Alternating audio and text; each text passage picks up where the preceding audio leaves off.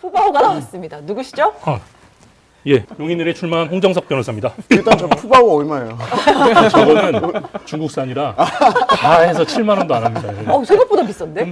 근데 그걸 국산으로 살려고 했더니 120만 원이 하더라고요. 그래서 선거 운동을 저렇게 뭐 탈을 쓰고 하려고 해도 120만 원짜리가 7만 원짜리와 이렇게 비교가 되니까 네. 그런 거에서 좀 아끼면서 처음에 하면 되지 않을까 생각했는데 네. 저도 고민을 좀 해봐야 되겠습니다.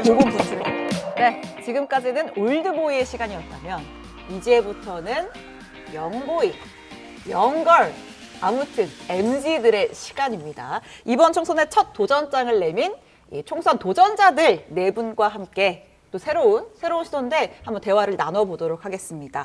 자, 오늘 박성민 전 더불어민주당 최고위원 나오셨고요. 네, 안녕하세요. 안녕하세요. 네, 용인 정출마 네. 하고 계십니다. 자, 그다음에 이승환 전 대통령실 행정관 나오셨습니다. 안녕하세요. 안녕하십니까. 어디입니까? 중랑을. 중랑을입니다. 자, 그리고 권지웅 전 더불어민주당 비대위원 어떻습니까? 네, 안녕하세요. 안녕하십니까? 권지웅입니다. 네, 어디로 가시죠?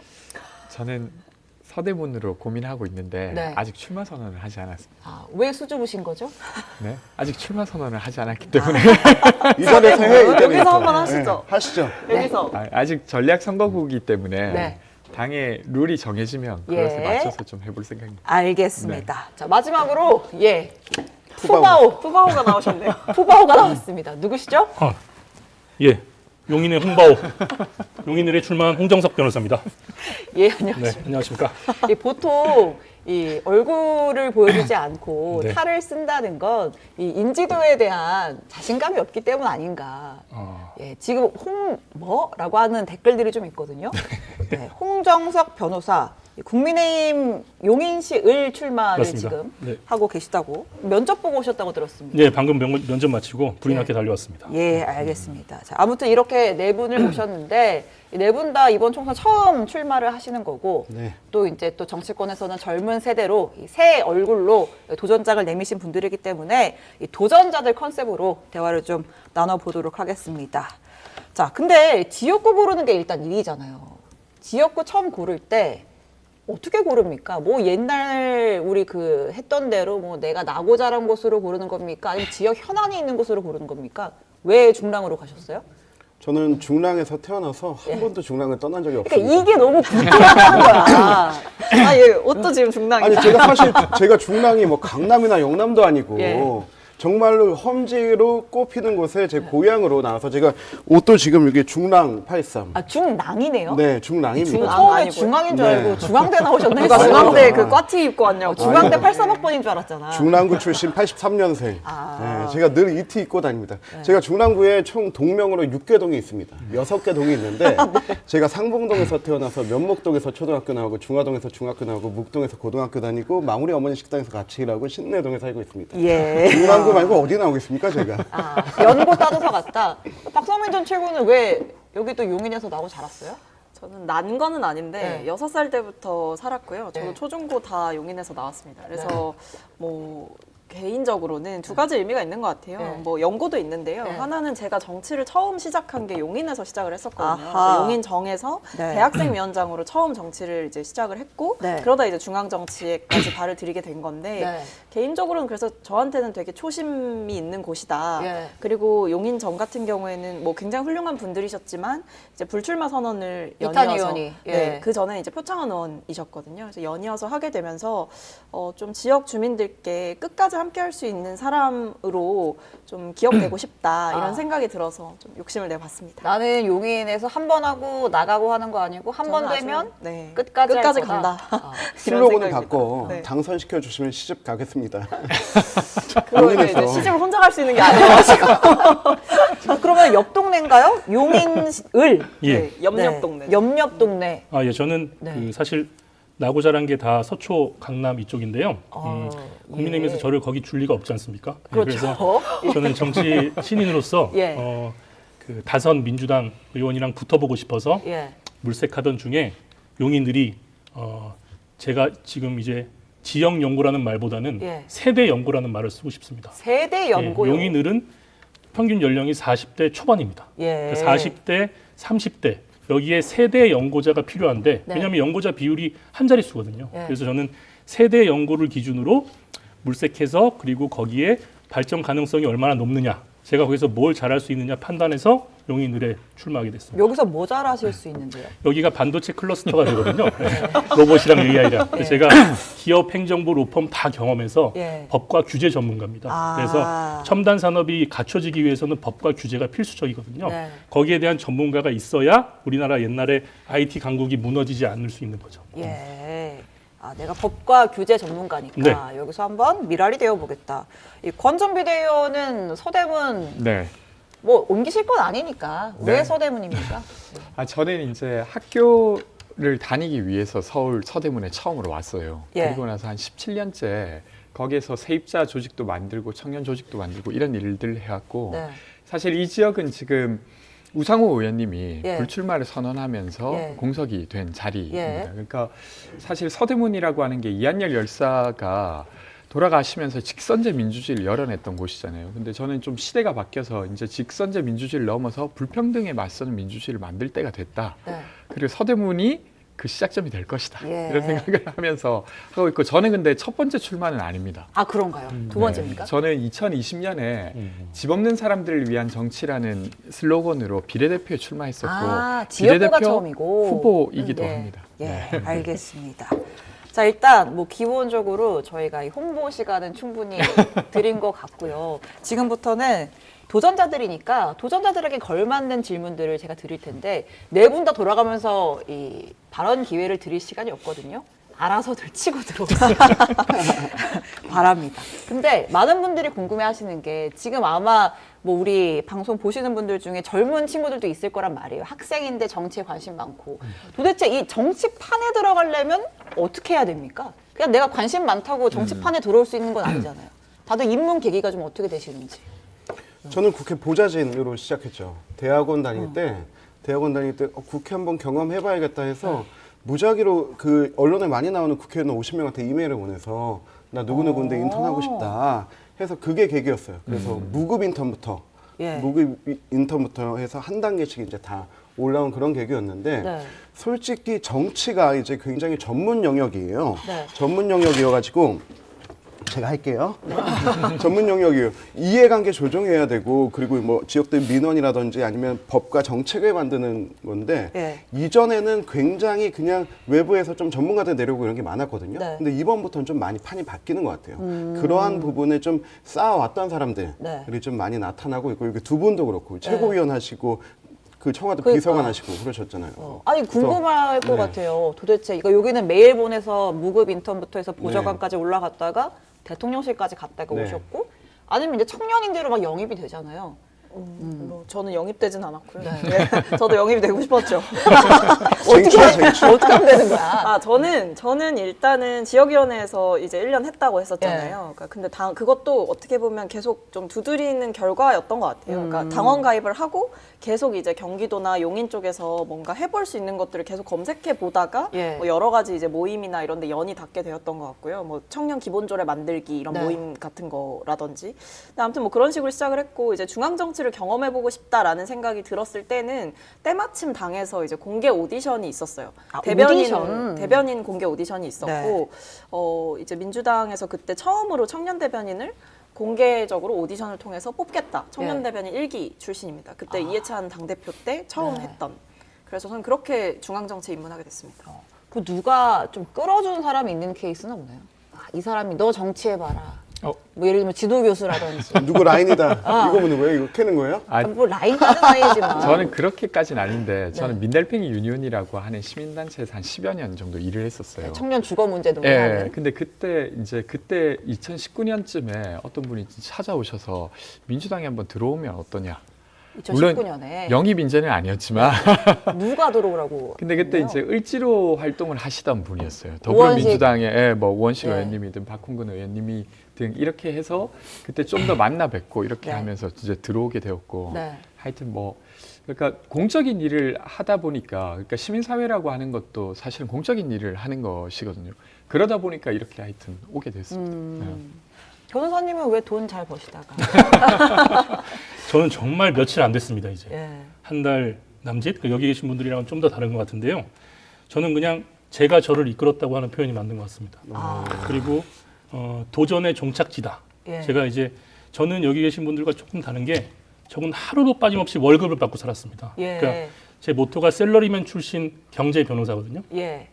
그 제가 용인에 특히 이제 애정을 갖게 된 거는 용인의 샐러리맨들이 정말 많습니다. 네. 예, 근데 이 샐러리맨들은 일하느라 바빠서 정치에 대해서 뭔가 자기 목소리를 내고 뭔가 원하는 바가 있어도 소통 채널이 거의 없습니다. 예. 그러다 보니까 그 세대들에 대해서도 이 세대들의 니즈가 뭔지도 잘 모르고 네. 그래서 제가 저 같은 사람이 정치에 좀 나와서 그 세대를 대변해 주면 네. 이 정치의 저변도 넓어지고 부정적인 인식도 좀 줄어들겠다는 생각에서 들어왔고요. 네. 아직 들어온 지 정말 초반이라서 저는 정치 신입사원이라고 저는 생각하거든요. 그래서 정치 입문계기는 아직 저도 뭐가 저를 확실하게 끌어당기는지를 모르고 예. 제가 저를 끌어당겼다. 그렇게 표현하고 싶습니다. 예. 우주가 나를 끌어당긴 건가요? 그리고 주변 분들이 네가 그걸 할 줄 몰랐다고 하는데 푸바오 쓰고 돌아다니니까 예. 너 그거 하고 싶어서 지금까지 어떻게 참았냐 뭐 이렇게 해서 말씀하시더라고요. 아, 여기 국민의힘 당사 면접장 아니거든요. 너무 이렇게 각을 면접 세워서. 보고 오셔서 그러니까. 아직 아, 그 근데 면접의 똑똑한 후유증이- 훈련의 그러니까. 근데 평생 월급 받고 생활하셨는데 네. 이제 정치를 하시면 돈 쓸 일밖에 없거든요. 예. 가족들이 반대 안 하셨어요? 가족들이 반대를 했지만 네. 일단 가족들이 먹고 살 거는 어느 정도 마련해 놓고 아. 예, 일단 이제 이걸로 쓰고 한다고. 있어봐라. 아. 제가 여기 계신 분들보다는 조금 더 나이가 있기 때문에 예. 그렇게 해놓고 시작하고 그리고 저는 정치인도 성과를 내면 네. 성과 보수제를 받을 수 있다. 저는 그런 생각도 가지고 있거든요. 우리 네. 한동훈 위원장님이 이제 말씀하신 세수 감소. 예. 저는 이제 그걸 좀 전향적으로 국회의원도 성과급 제도로 바꿔야 된다. 저는 이제 만약에 국회에 진출하면 네. 그렇게 제도를 좀 바꾸고 싶습니다. 근데 국회의원은 뭐 성과급은 아니지만 후원금이라는 걸로 일종의 어떤 맞습니다. 성과급을 또 받고 평가를 있다, 받는 거죠. 평가를 그렇죠. 받고 있다 네. 이렇게 볼 수 있을 텐데 어쨌든 이게 돈이 많이 들잖아요. 그게 사실 정치 신인들 젊은 친구들이 정치에 처음에 발을 디뎠을 때 하는 가장 큰 현실적인 고민이 선거 한번 뛰려면은 억 단위로 돈이 억 소리 나게 깨지니까 얼마나 듭니까? 뭐 어떻게 돼요? 뭐 하는데 돈 들고 뭐 어떻게 됩니까? 여기 잘 아실 제 것 가장 같아요. 지금 가장 오랫동안 지금 뛰고 계시네요. 네. 아니 지금 우리 지역구 선거 보전 비용을 보니까 한 1억 9천 정도가 돼요. 1억 9천 정도가 네. 되는데 이게 큰 덩어리로 다 나눠집니다. 네. 일단 유세차, 네. 그리고 이제 공보물, 네. 그리고 이제 선거 사무원들 인건비, 그리고 문자 보내는 비용, 다 그 정도 들어간다고 다 예측은 하거든요. 네. 근데 이게 그 사무실도 설치해야 되고 현수막도 달아야 되고 임대료 내야 하는데, 되고. 네, 네. 그 모든 게 예비 후보 등록하는 순간부터 모두 다 보고해야 되고 예. 감시를 받아요. 그럼 일단 그 돈은 내 네. 돈으로 하는 거예요? 그럼요. 그 돈 내 돈을 하던가 아니면 후원회를 만들어서 예. 그 후원금 들어온 걸로 예. 하는 거죠. 그렇게 해서 이제 나중에 정당에서 나가서 15% 넘게 받으면 보전을 받는 건데 네. 보전도 뭐 100% 다 되지는 않죠. 예. 그래서 저도 이제 맨 처음에 2억 가까이 되는 돈을 일단은 하고 시작을 해야 되는데 마통을? 예. 저도 제가 그래서 대통령실 나오기 전에 맨 마지막에 마통 뜨는 게 네, 제가 이걸 일이었어요. 못해가지고 그러니까 그걸 했었어요. 그걸 하고 네. 나왔었는데 마통을 못 들고 나왔어? 저는 정신이 청와대를? 없었어요. 정신이 없었어요. 그러니까 그 청와대 안에 농협에서 했었어야 되는데 너무 바빴습니다. 예. 그리고 저도 지금까지 계속 공직에만 있었기 때문에 네. 유리지가 그리고 제 아내도 공직에 있기 때문에 교사이기 때문에 유리지가 아. 그러니까 우린 뻔해요. 예. 뻔해서 일단 푸유대출로 땡겨야 돼요. 그 풀대출 땡겨서 집 사야 되는데 지금 정치한다고 하면. 그러니까 내 집 만들기보다 우리나라 제대로 세우겠다라고 하는 마음으로 아. 하는 건데 그래서 그래도 정당에서 이 공천받은 후보들은 네. 그래도 15%는 넘기 때문에 좀 안정감이 있는데 양당에서 받으면 지난번에 순천간 천하람 같은 경우는 일단 첫 번째 그 보전을 못 받았고 예. 15%가 안 15%가 나왔으니까. 안 나오니까. 한 3%가 나왔으니까 네. 그러니까 그런 데는 정말 이제 폐가망신의 길로 가는 거죠. 아니 근데 너무 이게 심하신 거 아니에요? 선거 비용도 선거 네. 비용인데 제가 4년 전에 이제 선거를 뛰고 난 다음에 시민사회를 다시 가지 않고 정치권에 남으려고 하니까 예. 정치권에서 하는 일들을 해도 월급을 받을 곳이 없는 거예요. 그쵸, 어디 맞아요. 소속돼 맞아, 있지 맞아. 않으면. 그러니까 게다가 이제 정무직 당직자들에게는 월급을 거의 주지 않거든요. 예. 안 주죠. 게다가 이제 비용은 계속하고 사라는 가야 되고 그러니까 그래도 방송에라도 불러주면 너무 고마운 예. 것이고 근데 그렇지 않았던 시절이 또 길게 있으니까 네. 그럼 뭐 연구 영역하고 뭐 등등등 있는데 그러니까 제가 이야기 드리고 싶은 거 그냥 선거 비용이 크다는 것만이 아니라 정치인이 정치 활동을 하는 동안 거기에 대한 보수가 없는 겁니다. 그러니까 그걸 정치도 괜히 다- 직업인데. 예, 그렇죠. 그것도 일인데. 예. 누굴 만나고 조정하고 정보를 수합해서 의견을 모으고 이런 것 자체가 일인데 그 사실을 일로 안 여겨지는 거죠. 맞아요. 그러니까 사실 변호사님이나 이런 분들이 있고 사실 이렇게는 되게 귀한 분들이 아. 지금 어떻게든 해보려고 지금 계시는 거고. 저도 당에서 이제 부대변인 하고 이제 최고위원 할 때까지 네. 월급을 받은 적이 없는 거죠. 그러니까 부대변인 최고위원 할 때도 월급을 그렇죠. 안 줍니다. 활동비 없어요? 네, 오. 그렇습니다. 직책당비만 떼가잖아. 그렇습니다. 직책 당비가 이제 올라갑니다. 몇십만 원으로. 아, 너는 평당원 아니고 한 자리 하는 네, 당원이니까 네, 네. 당비는 더 많이 떼가고. 네, 아무튼 그래서 제가 느꼈을 때에도 그게 사실 원외에서 좀 이렇게 여력이 없는 청년 정치인들은 정말 발붙이기가 힘든 곳이에요. 예. 저도 여력이 없는데 정말 근근히 어떻게 좀 살아남았고 예. 뭐 막판은 방송하면서 조금씩 이제 생활을 영위했던 것 같은데 진짜 쉽지가 않더라고요. 근데 이게 문제는 결국 예. 법을 바꿔야 되는 거예요. 이 법에 당에서 유급 당직자를 쓸 수 있는 인원수가 정해져 있어가지고 네. 그 인원수는 정말 사무직들에게 네. 이제 돌아가는 거고 정무직까지 올 수가 없는 거죠. 근데 이걸 정부직도 자주 바뀌기도 네, 하고. 이걸 늘리자니 네. 약간 정당들 밥그릇 챙기게 한다. 예. 이 국민들의 뭐 비판이나 시선 때문에 음. 그 논의를 사실 시작을 못 하고 있는 것 같아요. 아, 지금 댓글에 오늘 주제 왜 이렇게 슬픔? 이거 혹시 도전자들 아니고 사실 이런 도전자들 컨셉으로 저희가 사실 뭐 진짜 출마하는데 돈 얼마 들어 이런 식의 토크를 해보는 게 아마 저희가 처음이지 않을까 싶은데 아 그렇군요. 맞아요. 사실 그게 질문이었네요. 얼마 드냐. 네. 근데 그건 뭐 천차만별인 것 같은데 네. 사실 저는 제가 지역구 준비하고 싶다라는 생각을 할 때 여러 선배들한테 자문을 구했을 때 제일 처음 듣는 얘기는 너 2억 있어? 없는데요? 아 1억 있어? 없는데요? 든든한 후원자가 있어? 네. 없는데요? 이런 그런 거였습니다. 엄마 아빠 부자야? 뭐 그런 거죠. 근데 그거는 이제 네. 사정 아니까 네. 전 재산 신고를 이제 청와대 있을 때 했기 때문에 예, 그건 다 예, 아시고. 예. 그래서 그 그러니까 질문 이게 많이 정치가 받더라고요. 슬픈 게 예전에 제가 한 10년 전쯤에 청년 정치인들하고 야 우리가 청년들이 정치에 참여할 수 있는 세상이 어떤 세상일까 얘기하다가 직장인이 퇴근하고 정당 활동을 할 수 있는 세상 예. 뭐 그렇게 되게 유토피아적으로 얘기했거든요. 예. 그거 다 새빨간 거짓말입니다. 그렇게 못합니다. 전업 풀로해도 못합니다. 그렇지. 그러니까 이게 난 예전에 그것도 봤어. 그 어떤 그 다른 당이 정치인인데 그 자기는 정치 활동 끝나고 택배하더라고요. 쿠팡하더라고요. 아니 지금 민주당에 있었던 친구 이야기인데 저녁에 대리 뛰는 거예요. 맞아요. 예. 그러니까 뭐 돈 들어올 곳은 없고 나갈 곳은 많고 많으니까. 이러니까. 근데 그게 이제 그걸로 사실 생활 유지하기도 어렵고 빚을 줄이기 위해서 하고 그리고 민주당에 있는 한 정치인은 학교 앞에서 술집을 해요. 예. 맞아요. 그럼 그래도 그거라도 운영하면 조금이라도 마이너스를 줄일 수 있으니까 아 그게 쉽지가 않습니다. 부업을 하는 거군요. 네. 알겠습니다. 이 주제에서 말씀을 크게 안 하시는 우리 송 변호사님은 역시 그래도 네. 아니 어느 저는 정도 마련이 되어 있다. 아닙니다. 저는 완전히 처음이기 때문에 네. 사실 얼마가 드는지를 몰라서 그냥 지금, 뛰어드셨습니까? 대화에 끼어들지 못하고 있는 거고요. 예. 제가 지금까지 해보니까 그리고 저는 이제 아까 말씀드렸다시피 월급쟁이로 꾸준히 살아와서 예. 이제 돈을 쓰는 거에 대한 이제 약간의 계획성이나 뭐 비용 절감이나 그런 거는 아주 몸에 익숙해져 있으니까 네.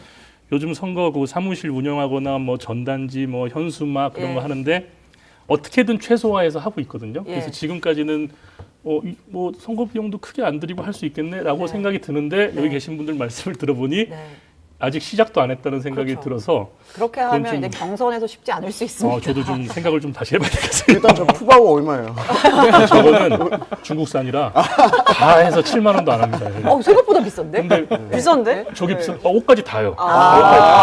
옷은 왜 안 입으셨어요? 옷은 선거법상 안 된다고 또 선관위에서 해서 그래서 처음에는 옷까지 입고 돌아다녔는데 이제 옷은 안 되고 탈만 된다고 해가지고 좀 웃기죠. 그것도 좀 웃긴 건데 네. 근데 그걸 국산으로 살려고 했더니 120만 원 나가더라고요. 그래서 야 이게 선거 운동을 저렇게 뭐 탈을 쓰고 하려고 그래도 120만 원짜리가 7만 원짜리와 이렇게 비교가 되니까 네. 그런 거에서 좀 아끼면서 처음에 하면 되지 않을까 생각했는데 네. 말씀 들어보니까 좀 저도 고민을 좀 해봐야 되겠습니다. 고군분투를 해야겠다. 자, 그러면 하여튼 이렇게 정치에 입문했고 돈은 이 정도가 드는데 도대체 어떤 사람은 전략공천으로 딱딱 들어가고 누구는 면접 보고 밑에서 3명, 4명 앉아가지고 면접 보고 뭐 해서 경선 밟고 올라갑니다. 그러니까 결국 관건이 공천 받는 거잖아요. 공천의 벽. 나는 공천 받기 위해서 이렇게까지 해봤다. 그런 거 있습니까? 면접까지 봤죠 뭐. 아니 근데 제 선배 중에 하나가 예전에 공천에 대해서 저한테 표현해 준 게 있는데 네. 공천은 남의 입에 들어가는 걸 뺏어 먹는 게 아니다. 남의 입에 들어가서 씹어서 삼키는 걸 목구멍에 손을 집어넣고 뽑아서 다시 그 단액질까지 먹는 게 공천이다. 그만큼 치열하죠. 야. 놀랍게도 이 얘기를 저도 들어봤다는 거. 아, 이 정치권의 파단, 여의도의 파단 얘기군요. 그만큼 치열한 건데 왜냐면은 목숨 걸고 하는 거잖아요. 그렇죠. 목숨 걸고 하는 거기 때문에 치열할 수밖에 없는데 제가 이 공천으로 지금 요즘에 제일 할 말 많은 사람 아닙니까? 아, 그 단수 그저- 공천 못 받으셨더라고요. 그러니까요. 네. 저 되게 서운해요. 아, 그러니까 원래 이거 지금 잘라서 이승환 말하기로 원래 이제 국민의힘 기준 이 강북 3벨트라고 네. 해가지고 그 벨트도 이제 내가 만들었는데. 여기가 만들고 해서 김재석 도봉구에서 지금 네. 단수 받았고 다 네. 받았는데 이재영 받았는데 네. 왜 이승환은 단수 공천을 안 줬느냐? 그 BGM 깔아주시나요? 따라라라. 대통령실 역차별의 상징이 되도록 하겠습니다. 아, 내가 용산 출신이어서 역차별을 받았다. 네. 아니 근데 그냥 뭐 서운한 건 서운한 건데 네. 제가 대통령실에서 정무를 하지 않았습니까? 예. 제가 기획을 했더라도 그렇게 했을 것 같아요. 첫날은 용산 출신 0명을 만들고 시작을 했을 것 같고 그리고 공천은 누구를 넣느냐도 전략인데 언제 넣느냐도 전략이거든요. 타이밍도 네, 전략이다. 저는 그래서 그거라고 보고 예. 또 하나 대통령실 출신들의 역차별이 총선 승리에 도움이 된다면 예. 얼마든지 받아들이겠다. 아. 근데 이해는 가지만 섭섭하다가 지금 본심 아니었어요? 이렇게 멋지게 얘기했어도 섭섭하다. 내가 강남을 갔어, 영남을 갔어. 진짜 그치. 정말 험지오고 험지인데. 험지인데 단수 공천이 안 나왔단 말이에요. 그러니까 결국 공천 받으려면은 그 이제 당에서 정량 평가라는 걸 하니까 여론조사도 돌리고 그 인지도가 사실 굉장히 중요하잖아요. 현역 프리미엄이라고 하는 것도 결국은 인지도인 거고 이 인지도를 올리려면 어떻게 해야 됩니까? 공천 받으려고 인지도 올리려면 뭐 방송 많이 하고 장르만 여의도 나오고. 예. 사고 저 많이 사실- 치고. 근데 사실 저도 이제 요새 출근 인사 드리고 하는데 예. 약간 갸웃거리시거나 어디서 많이 봤는데 이거는 거짓 방송이시더라고요. 예. 그래서 확실히 방송을 하는 게 이제 후보자들에게 그리고 정치를 하는 사람들에게는 굉장히 플러스가 되는 게 맞는 것 같아요. 구설만 네. 없다면. 뭐 그리고 이제 인사를 뭐 자주 드리고 하다 보면 또 자주 드리는 만큼 그 익숙해지는 분들도 생기고 네. 하는데 일단 인지도 높이는 데는 사실 자기 메시지 그리고 방송 통해서 활동하면서 TV 얼굴 비추는 거 그게 지금 상황에서는 뭐 제일 좋은 제일? 게 아닌가 싶습니다. 뭐 저희가 유튜버로 이렇게 성공할 수 있고 이런 상황이 아니니까요. 또 뭐 일부 분들은 또 뭐 유튜브로 이렇게 조금 지지층을 좀 결집시킨 다음에 그 힘으로 또 이제 또 경선 나가시는 그런 분들도 있잖아요. 뭐 전직 의원분들도 계시고, 예. 그런 외부 활동 같은 걸로 조금 인지도 올리는 그런 작업 같은 건 고민 안 해보셨어요? 저는 로펌에 있거나 이제 기존에 이제 그 공무원일 때도 예. 방송은 많이 하고 뉴스에도 많이 나왔거든요. 근데 그런 거는 전혀 도움이 안 되더라고요. 이게 정치 관련된 방송에 나와야 네. 이게 정치 인지도는 높아지는 거지. 네. 제가 뭐 예를 들어서 뭐 벤처 전문가고 무슨 법 전문가고 해가지고 뉴스에 잠깐 나오는 그런 거는 아무도 기억해주지 않더라고요. 그래서 후파워를 쓰고 나오셨어요. 그래서 제가 이제 그 공천하려고 후바오를 찾아내가지고 예. 그거를 하루 종일 쓰고 다니다가 네. 저게 중국산이라서 두드러기가 날 때는 가끔 벗고 지금 그러고 있는 거 아닙니까? 그래서 근데 공천이 닮으신 것 같아요. 그러니까 약간 안경이랑 해서 닮아서 약간 주변 주입식 분들이 아니에요? 우리 지금? 아니 우리라도 불러주자. 닮았어요. 괜찮습니다. 저는 닮아서 보고스 시작한 닮았는데 보고스타는 없어요? 보고스터는 본인이 만드십니다. 아까 7만 원 7만 원. 네. 그럼 저 하나만 여쭤볼게요. 그 내가 지금 공천의 한복판에 있잖아요. 지금 당에서 지금 우리 당이 하고 있는 공천이 정말 공정하다고 느끼십니까? 왜 네 분 다 답이 없으시죠? 예. 지금 아, 워낙 여기 이제 공천 결과를 기다려야 되기 때문에 네. 그 말하기 힘들어요. 저는 어차피 뭐 내려가. 섭섭한 남자. 아니 내가 역차별 받을 정도로 공정해. 한동훈 위원장 화이팅. 국민의힘은 뭐 일단 뭐 본인은 용산 역차별을 받을 정도로 공정하다. 그럼요. 야, 민주당은 어때요? 지금 민주당도 시끌시끌 하잖아요. 저희는 근데 이제 좀 윤곽이 좀 더 나와야겠죠. 왜냐면 지금 공천 관련해서 발표된 게 이제 2번 정도예요. 그러니까 설 전에 뭐 어디 경선 네. 시킨다, 네. 뭐 2인 경선, 3인 경선 네. 이 정도 몇 가지만 발표를 했고 네. 뭐 오늘 오다 보니까 뭐 단수 공천 된 지역, 예. 그다음에 뭐 경선 된 지역 뭐 네. 이렇게 나오고 있는데 어쨌든 설 전후에서 좀 상황이 바뀐 건 이재명 대표께서 직접 연락을 취해서 뭐 교통 정리를 좀 명단. 하고 있는 거잖아요. 그래서 그거를 그럼 그렇게 빠지는 사람들 자리에 누굴 채울 것이냐. 네. 그럼 좀 발표들을 보면서 판단해 봐야 되지 않을까 싶습니다. 그러면 컷오프 전에 네. 그러니까 이제 그 자격이 있냐 없냐 자격 심사를 할 때 같이 법정에서 뭐 재판을 받고 있는 사람인데도 불구하고 누구는 자격을 주고 누구는 자격을 주지 않고 해서 이거 좀 공정치 못한 거 아니냐 이런 얘기들도 사실 언론에서 보도가 많이 됐단 말이에요. 내부적으로는 뭐 어떻게 얘기를 해요? 저 사람은 이것 때문에 살았다더라 뭐 그런 이유들을 막 얘기하거나 뒷얘기들을 하거나 합니까? 그러니까 당연히 이제 시비가 예.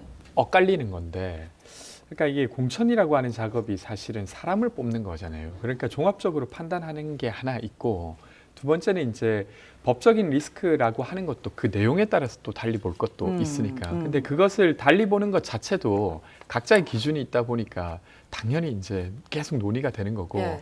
근데 결과적으로 어쨌건 저는 지금 이재명 대표를 비롯해서 지도부가 친명 비명의 공천을 했다는 이 프레임을 깨고 나와야 네. 사실 성공할 거라고 생각합니다. 프레임이에요. 실제로 보기에도 좀 근데 그래요? 이제 조금 결과를 봐야겠죠. 만약에 이번에 지금 이재명 대표께서 직접 뭐 전화도 하고 쇄신하겠다라고 하면서 네.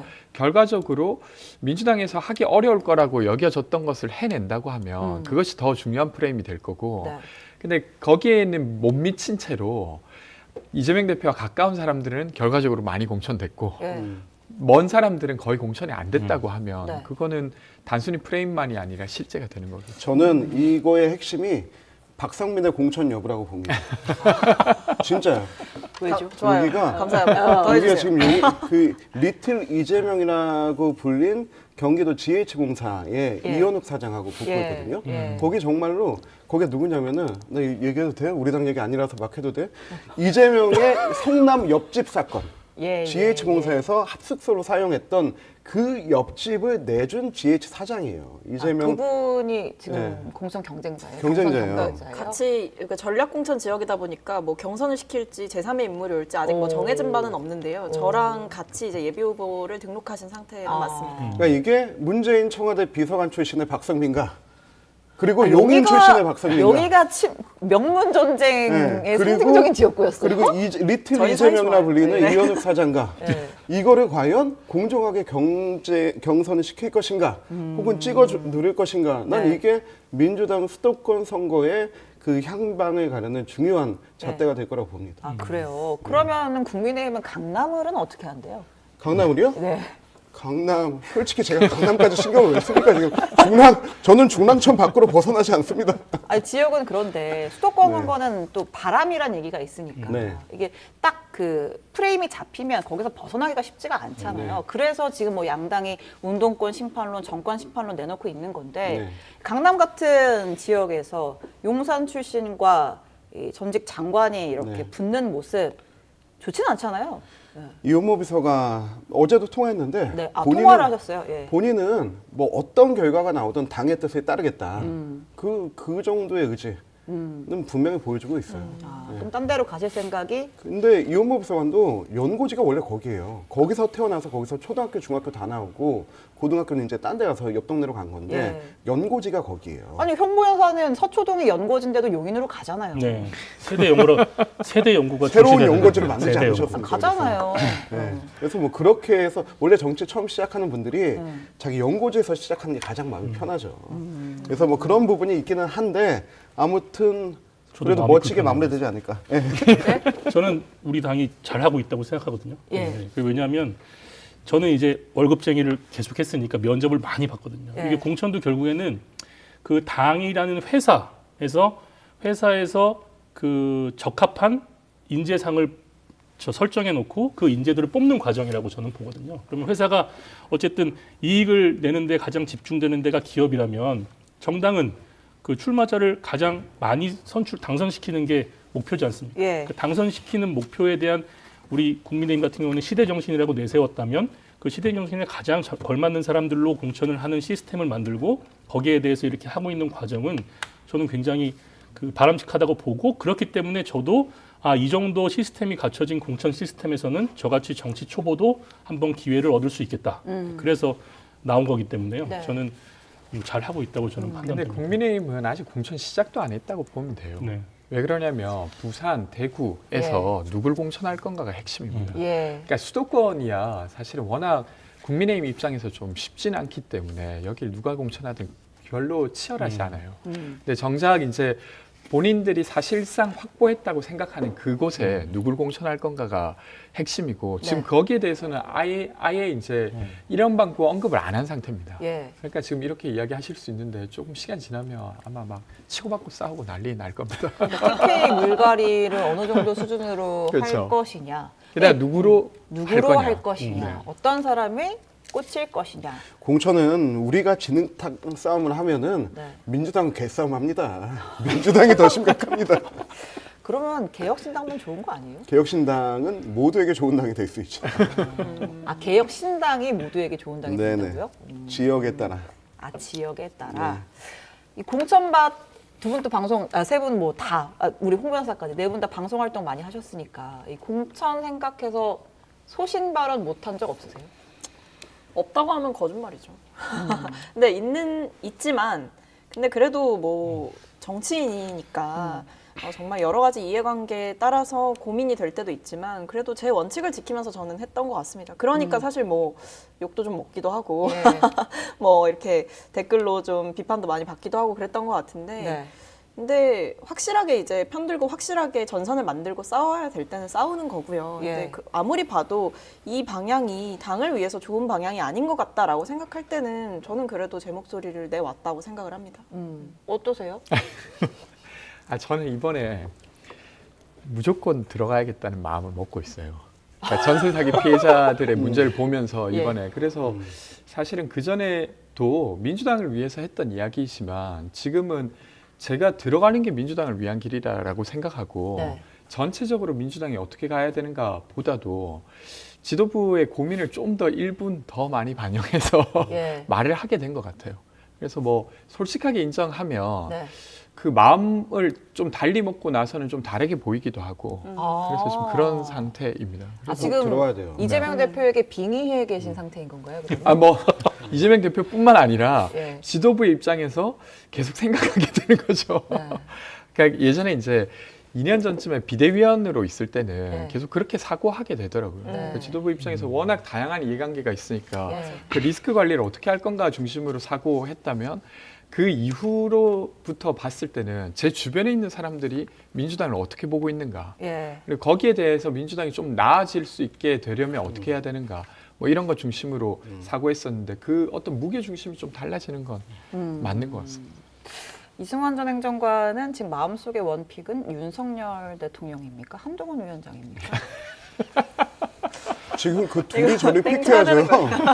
이거 뭡니까 이거? 이게 상대방 말 끊을 때 이거 제가 이번에 뭐. 예비 후보 공보물에 맨 뒷장에 이렇게 넣었어요. 저랑 한동훈 위원장, 저랑 대통령, 저랑 오세훈 시장 이렇게 사진을 딱 3개를 놓고 이제 국회의원만 바뀌면 됩니다.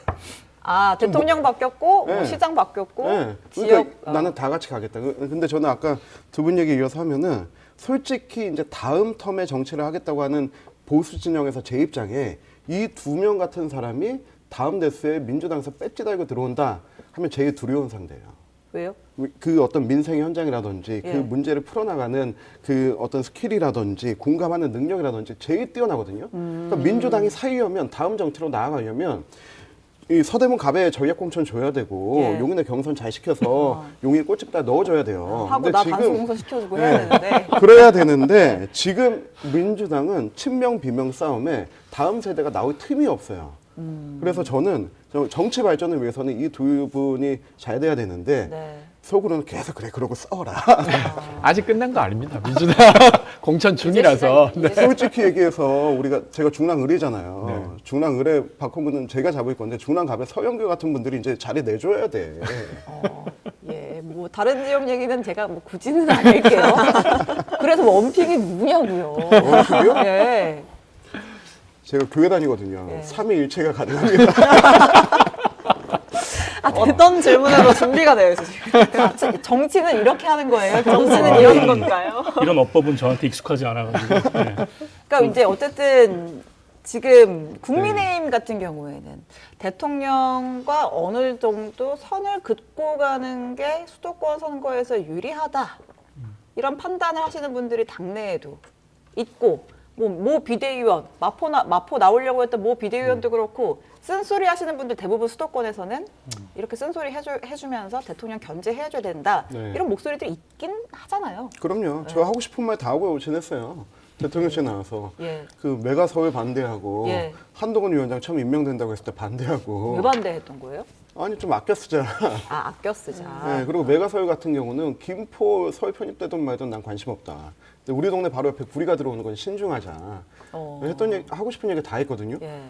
그래서 지금 나 단수 안 주는 거야? 지역에 충실한. 네. 저는 지역 정치인들은 자기 지역을 위해서 좀 이기적으로 정치해야 된다고 봅니다. 그러기 위해서는 대통령이 후광이 아니고 대통령도 장관도 그리고 그 비대위원장도 이용해야 돼요. 네, 그들한테 종속돼서 충성하는 게 아니고 우리 주민들을 위해서 그 사람들을 이용해야죠. 그분들을. 아, 그럼 사진 실은 거는 후광 네. 얻으려고 한 게 아니라 대통령을 이용하려고. 부강 얻으려고 한 거죠. 안 거죠. 이제 국회의원만 바뀌면 됩니다. 아, 그렇군요. 자, 그 지역에서 그 청년들은 아무래도 현역들보다는 기성 그 뭐 당협위원장 이런 분들보다는 조금 불리한 측면이 있으니까 청년들이 가산점을 주기는 하잖아요. 근데 이게 현실적으로 등락에 영향을 미칠 만큼 비중이 크지 않다라는 지적들도 하시는데 청년들이 현실 정치권에 진입하기 위해서 가장 먼저 이건 바뀌어야 된다라고 생각하시는 게 혹시 있다면요? 저는 그냥 이번에 보면서 느낀 게 어쨌든 현역한테 가장 유리한 거는 이제 조직력이 있다라는 거죠. 그러니까 보면 당원 명부가 이제 지역 위원장한테만 제공이 된단 말이에요. 그러니까 소위 말해 사실 그 당원 명부가 중요한 이유는 단수가 아닌 이상 당원들이 투표하는 거 반, 일반 네. 여론조사 반 이런 예. 식으로 이제 민주당 같은 경우에는 경선이 진행되기 때문에 당원들한테 어떻게 자신을 알리고 어필하느냐, 어떻게 만나느냐 이게 되게 중요하잖아요. 근데 그 명부를 이제 현역인 사람만이 가질 수 있다고 한다면 어떻게든 다른 방식으로 얻어내야 되는 과제가 원외 정치인한테 있는 건데 사실 거기서부터 조금 많은 차이가 발생하는 거죠. 뭐 공정하지 않은 건가요, 그러면? 뭐 저는 사실 그 정도는 후보자로 등록하게 되면 공유를 받고 그 똑같은 운동장 안에서 싸워 보는 게 더 맞지 않나라는 생각도 사실은 했었고 그럼 뭐 이뿐만 아니라 뭐 비용이나 이런 부분에 있어서도 사실은 뭐 현역이 정치 활동을 하면서 동시에 홍보를 할 수 있는 것과 별개로 원외 정치는 또 홍보를 할 수 있는 기간도 정해져 있고 뭐 자격도 제한되고 이런 것들이 되게 많다 보니까 저는 그런 면에서도 이제는 우리가 이 후원의 설립 같은 거를 원외 정치인도 좀 할 수 있게 제도를 좀 만들어야 되지 않을까 싶습니다. 그러니까 지금 보면 예비 후보자가 됐을 때부터 이제 후원회를 열 수 있는 거지만 사실 아까도 저희가 계속 얘기했던 게 정당에서 아무리 활동을 한다고 한들 이제 경제적 기반이 생기긴 되게 어려운 상황이잖아요. 그러면 이제 정치 자체가 지속 가능하지 않은 거라서 저는 청년들이나 원외 정치인들이 뭐 본인도 유권자들한테 알리면서 후원도 받고 그 투명하게 정치 자금을 사용하면서 조금이라도 겨뤄볼 수 있는 그 운동장을 만들어 보는 게 되게 중요하다고 생각합니다. 이거 법을 바꿔야 되는 거죠? 그러니까 이게 지금 정치자금법 관련해서 원래 여야가 제가 1년 전에 듣기로는 합의가 좀 됐다고 들었어요. 예. 그래서 원외위원장도 후원금 5천만 원까지는 좀 받을 수 있게 해서 사무실 운영할 수 있는 최소한의 비용을 하자 이랬는데 아직까지 깜깜무소식인 거예요. 그러니까 이야기 잘 해주셨는데 저는 일단은 도전자가 유권자가 누군지를 알 수가 없어요. 그러니까 당원이 인지도를 올리는 게 너무 누군지를 힘들잖아요. 알아야. 아, 예. 그러니까 예를 들면 시민 전체야 만날 수 있지만 이것도 사실은 제한이 있습니다. 시민들에게도 예비 후보라고 명함을 줄 수 있는 시기가 매우 제한돼 있어요. 저는 왜 그래야 되는지 모르겠습니다. 그러니까 도전자가 4년 전이건 8년 전이든 자기가 돈을 막 펑펑 쓰는 게 아니라고 하면 알릴 수 있어야 되지 않나? 난 출마하려고 하는데 네. 여러분 저 좀 봐주십시오. 그리고 당원이 누군지 알 수 있어야 되죠. 근데 이런 것들에 대한 것이 아주 시기적으로 제한돼 있다는 거예요. 국민의힘도 똑같죠? 이거는 네, 법상. 다 이 네. 법이 그 오세훈 입법이라고 정치자금법 공직선거법 그때 만들어진 건데 그때 당시 중앙당이 너무 집권화돼 있었어요. 그래서 지구당제를 다 폐지했어요. 그래서 원래 원외 당협위원장들은 사무실을 둘 수가 없어요. 근데 현역 의원이 있고 이 사람과 붙으려고 하는 원외 당협위원장들은 사무실도 못하고 후원금도 못하고 해서 완전 발목을 잡아놓은 건데 이거는 우리가 아무리 이렇게 개혁해야 된다고 얘기한다 하더라도 원내에 들어가서 내가 배지가 돼서 그 기득권을 누리게 되면은 사람들이 그걸 포기하지 않아요. 내가 현역이 되면 또 네. 생각이 바뀌는 거죠. 맞아요. 그러니까 이거는 저는 나중에 공천이 다 끝나면은 우리 그 다음에 들어가는 청년 후보자들이 다 같이 그냥 여야 없이 협의해가지고 우리 들어가면 이거 바꾸자 하고 선언했으면 좋겠어요. 너무 좋습니다. 이런 것 좀 그러니까 이런 같이 거 하시죠. 좀 빨리 이런 거 그리고 빨리빨리 해야 돼. 아니 그러니까 원래는 이제 네 너무 분이 나중에 공동 발의하시면 되겠네요. 예, 그러니까 과거에는 돈 선거가 너무 크니까 그거 잡으려고 오세훈 관련한 법도 있고 당시 노무현 대통령이 불법 정치자금이 있으면 막 20배씩 그 네. 과징금을 때리고 이러면서 이게 줄어든 건 맞아요. 근데 이제 지구당 활동이나 이런 것들이 아예 불가능해지면서 평소 시기에 정당 활동이나 정치 활동 자체가 너무 위축된 겁니다. 그러니까 도전자 입장에서는 장이 열렸을 때만 할 수 있고 그 전에 뭘 아무것도 할 수가 없는. 그래서 이걸 좀 바꿀 필요가 있고 그 제안은 너무 좋은 그러니까 제안 우리 다 같습니다. 공천 받고 그렇게 하고 또 하나 불합리한 게 네. 현역원들은 선거가 있는 애는 3억까지 후원금을 받을 수 있고 예. 그리고 선거를 정말 9명의 프로 보좌진과 치르잖아요. 그렇지. 네, 나라에서 월급 주는 9명의 보좌진과 함께. 그런데 원외 당협위원장이나 청년 원외 당협위원장은 그래도 시구위원이라도 있는데 그냥 일반 도전자나 청년들은 자기 혼자 다 해야 되는 거예요. 맞아요. 그러니까 저는 이게 미국식으로 해서 정말로 국회 보좌진들은 정말 국회 안에서만 하게 하던가 아니면은 좀 뭔가 이 동등하게 맞춰줘야 되는데 지금 지금 9명 여의도 가면 네. 텅텅 비어 있죠. 다 비어 보좌진들 있어요. 다 지역 내려가가지고 네. 다 수행하고 맞아요. 있어가지고. 네. 다 지금 막 부산에 가 있는 사람들은 회 먹고 다니고 막 이런 상황이에요. 네. 근데 너무 이게 공감하는 게 정말 저도 부담이에요. 이번에 저도 아무것도 없이 예. 처음 해보고자 제가 이제 저 나름대로 계획을 세우고 네. 비용이나 뭐 사람은 이렇게 하면 되겠다고 했는데 정작 사람도 이게 지속 가능성이 별로 없습니다. 그러니까 그 단적인 예로 아까 우리 박성민 후보님이 말씀해 주셨는데 이게 명단을 가지고 딜하는 사람들이 여기 세상에 많아요. 그러니까 이게 뭐냐면 아까 말씀하신 것처럼 다른 분야와 마찬가지로 내가 거기 참여를 했으면 도전자로 도전자한테도 기회를 균등하게 준다는 차원에서 적어도 자료는 동등하게 제공이 돼야 되는데 네. 이 자료조차 자기들이 마치 그거를 자기 무기로 활용하거든요. 거기 있는 사람들. 자료도 뭐 당원 명부가 기득권이지. 그러니까 근데 저는 당이나 선관이나 시스템이 충분히 돼 있으면 기존의 선거를 치렀으면 그 선거에 활용했던 명단이나 네. 홍보 자료나 이런 것들이 자료로 잘 축적이 돼 있으면은 정치 신인이 그걸 보고 판단해서 나도 해볼 만하다. 이렇게까지 해야 되는 거면 나는 못 하겠다. 판단할 수 있는 뭔가 자료나 근거를 줘야 되는데 그런 시스템이 전혀 없는 거죠. 그래서 저는 이게 정치 신인들, 그러니까 도전자들 입장에서 저도 마찬가지지만 제가 도전에 성공한다면 다음 도전자들을 위해서 그런 시스템 구축이 우리 같은 신인들이 해야 되는 일이다. 왜냐하면 기득권들은 어차피 안 하거든요. 네, 그래서 저는 그 부분에 대해서 진짜 저 뼈저리게 느끼고 있고 그 부분에 대해서 먼저 바꿔야 되겠다는 생각을 굉장히 많이 하고 있습니다. 저희라도 하시죠. 그러니까. 여기서 공동선언. 제가 지켜봐야겠어요. 그래서 네 네 분 이거 명은 현역 모였네. 배지 다시고 나서 입 싹 닦고 이거 명부 아니, 캐비넷에 이렇게 취재 넣어놓고 취재해 주시죠. 그때. 공천 받은 다음에 이렇게 악수하고 정치 문턱 없애기. 그거 괜찮은 것 같습니다. 다 문턱 없애기 문턱 좋네. 없애기. 청년 정치인들이 원내에 진입해야 된다, 해야 된다 말은 하지만 조금 상징적인 구호에 그치고 현실적인 발판을 좀 마련해주지 않는 부분에 대해서 뭐 이렇게 좀 우리가 목소리를 내고 또 지적을 하면 그리고 이분들이 원내에 들어오면 또 뭔가 바뀌겠죠. 그럼요. 예. 그럼 마지막으로 자, 내가 이제 입성을 해서 뭘 위해 입성을 했고 뭘 위해 정치를 하고 나는 이것만큼은 바꾸고 싶다라고 하는 거 있으면 한마디씩 듣고 마무리를 하도록 하겠습니다. 네, 우리 막내 홍 변호사부터 한번 후보를 밝혀주실까요? 제가 나이는 많은데 막내네요. 네.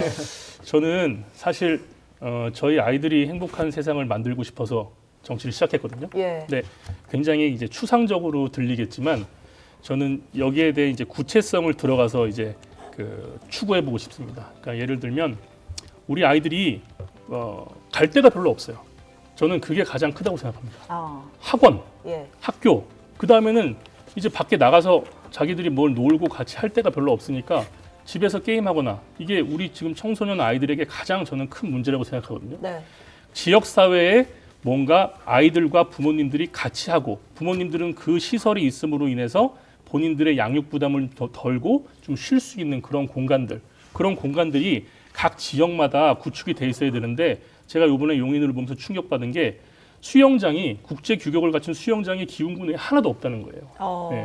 그런 것들이 이제 지방에 가면은 체육관이나 이런 것들은 그럴싸하게 만들어져 있는데 실질적으로 그게 얼마나 그 지역 주민들을 위해서 활용되고 있느냐 그거를 살펴봐야 될 문제라고 보거든요. 저는 우리 직장인들이 가장 지금 실질적으로 이제 체감하고 부족하다고 느끼고 있는 아이들과 부모님들이 같이 해서 뭔가 그 아이들이 교육에 있어서나 아니면 정서상으로 있어서나 뭔가 좀 우리 사회에서 잘 적응할 수 있도록 만들어주는 역할을 하는 시설과 그런 제도 그런 걸 만드는 거를 들어가서 먼저 해보고 싶습니다. 아이들이 놀러 갈 때 많은 나라. 네, 예, 맞습니다. 그렇게 정리를 하면 될 것 같고요. 네, 우리 비대위원님. 저는 이제 뭐 정치인이 되면 여러 가지 해야겠지만 그래도 제가 잘 쓰여진다고 하면 전월세 계약 걱정 없는 사회를 만들고 싶어요. 주거 문제. 그러니까 최근에 이제 전세 사기 터지면서 작년에 7명의 전세 사기 피해자 돌아가셨고 예. 15,000명이 지금 피해자 신청을 하셨어요.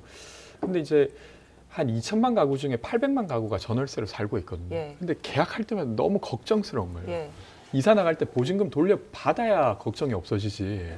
이사 나가는 날마저도 걱정을 하게 되는데 좀 그 문제만큼은 한 4년 안에 최소한 진전을 만들겠다. 뭐 이런 사실 이야기 들고 주거 싶습니다. 문제는 전 국민의 문제고 특히 또 청년 세대의 문제고 하니까.